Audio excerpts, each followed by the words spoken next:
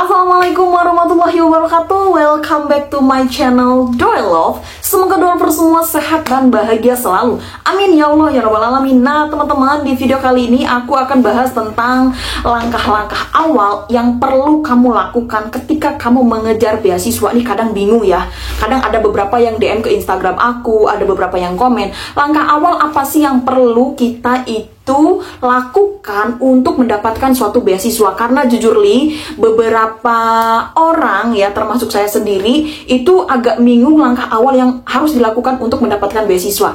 Nah ini aku kasih tahu langkahnya ada 7 ya. Sebentar aku tulis dulu ya.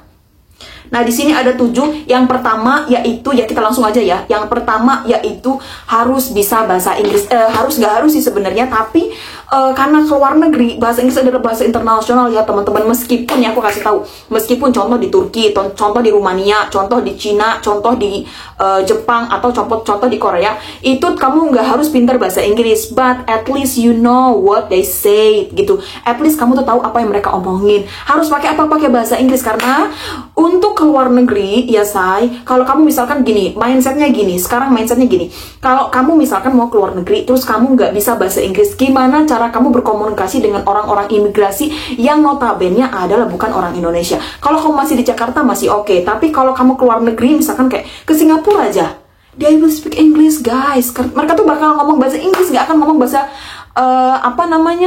bahasa Indonesia. Kecuali kalau kamu misalkan ke Malaysia, nah mereka bakal lihat gaya kerudung kita yang kayak gini tuh, mereka pasti bakal ngomong dengan bahasa Indonesia. Nah itu ya teman-teman, jadi wajib bisa bahasa Inggris, at least speakingnya aja yang basic-basicnya aja gitu, itu wajib. Kalau kamu misalkan mau ke negara-negara yang memang bahasa pengantar di kelasnya itu adalah bukan bahasa Inggris, contoh Jepang, Korea, China, terus juga Jepang, Korea, China, Turki, Rumania, itu biasanya mereka tidak, ini satu lagi, aku lupa ya, satu lagi apa gitu. Pokoknya mereka itu tidak mengharuskan kamu pintar bahasa Inggris, tapi kamu nanti akan belajar bahasa mereka selama 1 tahun atau 6 bulan atau 8 bulan. Biasanya gitu ya. Misalkan kamu dapat beasiswa, terus kamu nanti diarahkan untuk ngikutin kelasnya dulu selama berapa? Ada yang sebulan, ada yang 6 bulan, ada 8 bulan, ada yang setahun gitu ya. Jadi perlu bahasa Inggris dulu. Basic aja nggak apa-apa, basic aja nggak apa-apa gitu.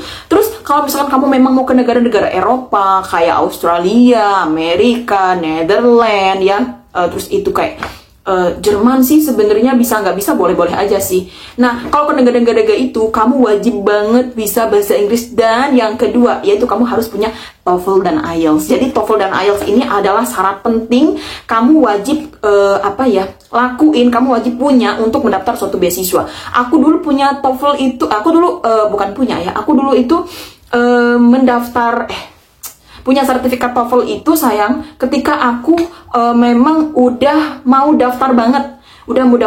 Aku dulu tuh nggak ngejar-ngejar beasiswa banget, tapi ketika memang ada beasiswa dibuka, aku tuh langsung. Nah, aku tuh bukan scholarship hunters banget dulu. Tapi untuk teman-teman yang sekarang scholarship hunters banget yang ada di YouTube aku, pasti teman-teman scholarship hunters banget ya. Nah, jadi ini step kedua adalah kamu punya TOEFL dan IELTS, dan itu sertifikatnya ETS ya teman-teman, yang TOEFL-nya. Kemudian yang IELTS-nya itu yang resmi, bukan prediction ya teman-teman. Gitu ya, jadi belajarlah TOEFL dan IELTS dari sekarang, dari bukunya dari Longman gak apa-apa ya. Kalau TOEFL, kalau IELTS-nya banyak teman-teman aku yang belajar IELTS itu otodidak dari YouTube, itu banyak banget teman-teman ya, dan itu berhasil. Tapi kalau untuk writing, jujur li, kalau untuk writing kamu memang perlu kayak ada pemandu, kayak ada mentor lah gitu ya untuk writing, karena writing itu ada 2 macam ya untuk yang di IELTS. Nah itu kamu perlu pelajarin secara mendalam gitu. Yang ketiga yaitu ada paspor. Nah paspor ini wajib kamu punya, karena apa? Karena paspor ini adalah dokumen login kamu ke suatu negara. Nah, karena ada beberapa beasiswa, bukan beberapa ya, memang kebanyakan beasiswa itu menyarankan kamu untuk menuliskan nomor paspor. Kalau kamu belum punya paspor, itu akan menjadi halangan tersendiri buat kamu. Say, bikin paspor cuma 350.000, 3 hari jadi, kamu bisa online, itu gampang ya teman-teman ya. Kalau misalkan kak aku belum punya uang 350.000, ditabung say, ditabung uang kamu, bisa banget kamu kayak uang kuota kamu dikurangin terus ditabung. Nah nanti berapa bulan kemudian kamu baru bikin paspor. Dan bikin paspor itu teman-teman gak lama, cuma 3 hari ya. Jadi paspor itu wajib. Ada beberapa beasiswa yang mewajibkan kamu menggunakan paspor. For your information, untuk di zaman aku dulu ya say, itu memang tidak diharuskan untuk mempunyai paspor. Tapi ketika ada yang keterima ya, jadi aku tuh deket sama admission ya di kampus aku. Ketika ada yang keterima di kampusku dan dilihat tidak ada paspornya, itu tuh disisihin teman-teman, itu tuh nanti. Soalnya bikin paspor itu menurut mereka itu memakan waktu. Di zamanku dulu bikin paspor itu 2 mingguan baru jadi. Nah, itu adalah suatu kendala untuk kita itu lebih dinantiin gitu, disisihin dulu gitu. Jadi peluang itu dikasih ke yang lain dulu. Nah, makanya aku kasih tahu ke teman-teman wajib banget punya paspor dulu. Dan kalaupun kamu punya paspor itu kamu tuh udah termotivasi gitu untuk mendapatkan beasiswa, untuk lebih lagi ngejar beasiswa. Lanjut ke selanjutnya, yaitu kamu perlu punya GMAT atau GRE. Ini sih nggak apa ya, ya dibilang penting nggak penting ya teman-temannya. Dibilang penting nggak penting tergantung jurusan kamu. Kalau MBA biasanya wajib menggunakan yang namanya GMAT teman-teman. Jadi kamu ketika mendaftar suatu beasiswa, dibaca dulu jurusan kamu tuh jurusan apa, kemudian kampus tujuan kamu tuh kampus tujuan mana, dibaca secara detail admissionnya itu, dia itu persyaratannya apa aja. Nah, setelah kamu baca admissionnya apa aja, kamu catet. Nah, kalau ada GMAT dan GRE, kamu wajib banget untuk lampirin itu sertifikat ketika kamu mendaftar di kampusnya. Dan ketika kamu mendaftar beasiswa tersebut. Tapi ada beberapa beasiswa yang memang tidak mensyaratkan kamu melampirkan GRE. Tapi ketika kamu milih kampus tersebut meminta kamu untuk melampirkan GRE, maka kamu akan tes di kampus tersebut untuk mendapatkan GRE tersebut. Gitu ya. Yang selanjutnya yaitu ada yang kelima, yaitu kamu harus punya timeline. Timeline itu gimana sih? Target mendaftar beasiswa. Nah, targetnya itu mau kapan sih? Kalau aku dulu tuh dibimbing sama dosenku 1 tahun. Jadi kamu tuh harus punya target. Berapa lama kamu akan kira-kiranya target kamu tuh berapa lama ya? Setahun, 2 tahun gitu untuk mendapatkan suatu beasiswa. Kak, kalau misalkan aku 1 tahun nggak dapat suatu beasiswa gimana Kak? Gitu. Nah, kamu bisa banget mungkin digeser lagi sambil kerja sambil mendapatkan beasiswa. Tapi ada temanku yang 7 tahun mendaftar LPDP, bayangin Kak, 7 tahun mendaftar LPDP, sayangku ya, dari tahun 2015 keterima 2022, coba 7 tahun nggak 7 tahun gimana coba. Tapi yang namanya konsisten pasti menemukan hasil, dan sekarang udah terbang ke Boston University. Gila, keren banget kan? Dengan beasiswa LPDP S2 tuh, segala sesuatu yang konsisten pasti mendapatkan hasil pasti ya teman-teman ya. Lanjut ke yang selanjutnya, yaitu ada lengkapi dan tar dulu. Pahami web beasiswa. Jadi yang keenam yaitu pahami web beasiswa. Jadi contoh nih, kamu mau mendaftar beasiswa LPDP, kamu mau S2 di mana? Di misalkan luar negeri, bukan dalam negeri. Kampus apa? Kamu wajib banget kepoin sekepo-keponya.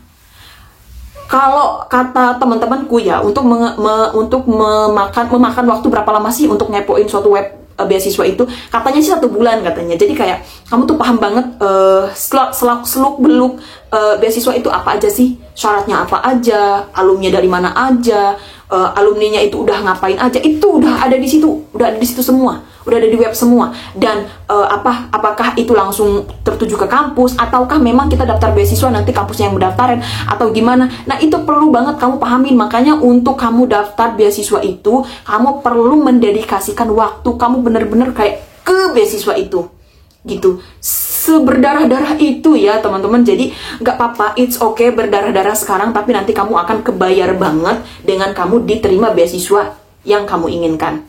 Gitulah pokoknya. Jadi kamu harus kepo-kepo yang namanya web beasiswa kamu. Yang selanjutnya yaitu, nggak tahu yang berapa ini saya. Ini yang selanjutnya yaitu lengkapi dokumen, atau lebih kerennya ya persiapan dari awal gitu. Jadi prepare-nya itu dari awal. Jadi kamu tuh dokumen apa sih? Biasanya beasiswa itu perlunya TOEFL, IELTS, paspor, terus itu juga apa sih namanya itu, graduate apa sih, sertifikat itu apa sih, ijazah. Nah, ijazah kamu itu perlu ditranslate, dan itu terjemah tersumpah. Kalau kamu misalkan Kak udah di ini belum, apa sih, lupa aku satu namanya apa gitu, Kak nanti dulu, pokoknya kakak udah di translate ke penerjemah tersumpah. Kalau kakak misalkan memang lulusan dalam negeri, kalau lulusan luar negeri nggak usah, karena memang sudah ditranslate di kampusnya, dan itu bukan tersumpah lagi Kak, emang dari kampusnya gitu. Nah kalau teman-teman misalkan Kak aku mau S1 atau mau S2 keluar negeri, sedangkan aku S1-nya di dalam negeri atau SMA-nya dalam negeri, jadi harus gimana? Step yang harus kamu habiskan uangnya adalah untuk mentranslate dokumen kamu itu. Biasanya ada 50.000, ada 100.000 per dokumen, jadi kamu perlu uang untuk dialokasikan untuk itu gitu. Terus juga ada juga yang meminta namanya surat kelahiran, itu apa sih, akte kelahiran. Ada juga yang minta kakak. Mendingan aku saranin teman-teman ditranslate lengkap aja, dan itu secara bertahap, jangan kayak langsung 10 dokumen kamu langsung translate. Nah kalau misalkan 100.000 sejetek say, jadi mendingan kamu kayak, oh bulan ini nih aku nargetin 2 lah yang aku translate. Oh apa aja, oh ijazah ini SMA sama ijazah S1 gitu, misalkan kayak gitu. Nah itu tuh ngurangin yang namanya pendanaan yang membludak gitu ya. Itulah pokoknya. Jadi itu kamu perlu banget yang namanya persiapan dokumen dari awal. Terus juga kamu juga wajib juga bikin esai lah, bikinlah dari sekarang. Atau juga motivation letter atau recommendation letter, itu wajib kamu buka awal-awal punya. Nah ada banyak pertanyaan kan untuk beasiswa LPDP atau beasiswa lain. Kalau misalkan kita itu punya surat rekomendasi, itu tuh bisa dipakai berkali-kali, nggak bisa banget di tahun yang sama. Itu harapannya ya, di tahun yang sama. Misal kamu itu meminta surat rekomendasi Januari 2023 sampai dengan Desember, itu masih bisa kamu pakai gitu. Makanya untuk surat rekomendasi itu teman-teman ya jangan dituliskan secara spesifik. Misalkan kayak gini, kayak aku dulu tuh mau ke Jerman, tulisannya spesifik teman-teman. Jadi kayak ditulisin saya merekomendasikan Elis Munawwaroh untuk mendaftar exchange culture di Jerman pada tahun 2022 dengan gini-gini. Itu tuh spesifik. Jadi kalau bikin surat rekomendasi nggak usah terlalu spesifik, yang general aja, yang itu bisa kamu gunain ke berbagai beasiswa yang mau kamu apply gitu ya teman-teman ya. Itu salah satu tips sih dari aku untuk membuat surat rekomendasi. Dan surat rekomendasinya jangan lupa dicap basah, jangan lupa ditanda tangan basah, jangan lupa juga ada kop suratnya. Kalau perlu ada kop suratnya ya teman-teman ya. Gitu ya, bukan kalau perlu sih, lebih official aja gitu kalau ada kop suratnya gitu. Lanjut ya, jadi esai, translate ijazah, terus itu motivation letter, terus itu juga kamu punya surat rekomendasi, terus juga syarat-syarat lain yang perlu dibutuhin sama beasiswa tersebut. Biasanya sih kayak cuman akte kelahiran atau juga sertifikat prestasi kamu. Sekarang kamu ngelis juga size prestasi kamu tuh apa aja, itu perlu di list ya. Ini udah berapa menit nih? Udah lama ya. Lanjut. Ini yang terakhir. Nah, yang paling terakhir teman-teman ya, ini sebenarnya sih optional aja. Cuman kalau kamu mau lakuin boleh, nggak dilakuin juga nggak apa-apa. Yaitu mentoring. Jadi mentoring itu perlu banget ya. Apalagi beasiswanya misalkan beasiswa yang tinggi tuition fee-nya, atau tinggi juga biaya bulannya yang dikasih ke kamu, atau stipendnya tinggi gitu. Biasanya sih mereka lebih hektik ya dalam penyeleksiannya. Jadi kamu perlu banget namanya mentor. Nah gitu.